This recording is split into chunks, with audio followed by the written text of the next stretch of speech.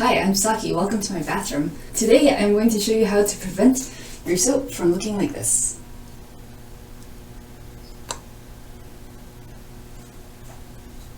Now maybe your bar soap has looked like this your entire life, leading you to believe that this is just the way things are. Well, you're wrong, and your soap deserves better. For today's tutorial, I'm going to use this bar of soap. That bar belongs to my roommate. Okay, before I show you the right way to use bar soap, let me show you the wrong way.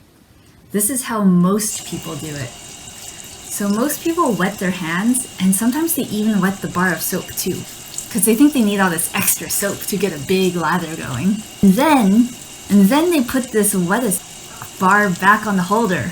Zero respect. You just left your poor soap to wallow in its own slime. So listen up. You don't need that much water to use bar soap. Check it out. We're going to start all over with a dry bar here. So here's the right way to do it. First, just wet one hand. Then turn off the water because it's eco-friendly.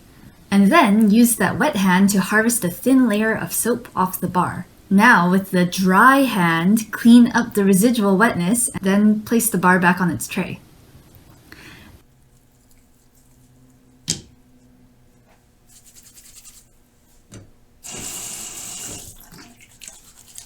As you can see, I have plenty of soap to lather and clean my hands.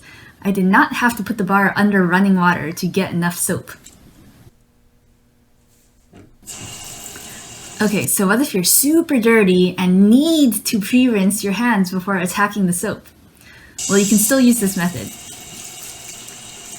Just basically shake your hands kinda dry after the pre-rinse.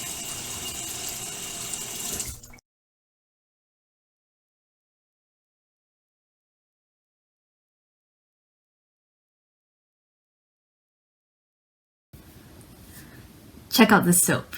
It's in great condition. It's like new. Well, I hope you enjoyed that tutorial. For more tutorials like this one, and other tutorials not like this one, subscribe to my channel.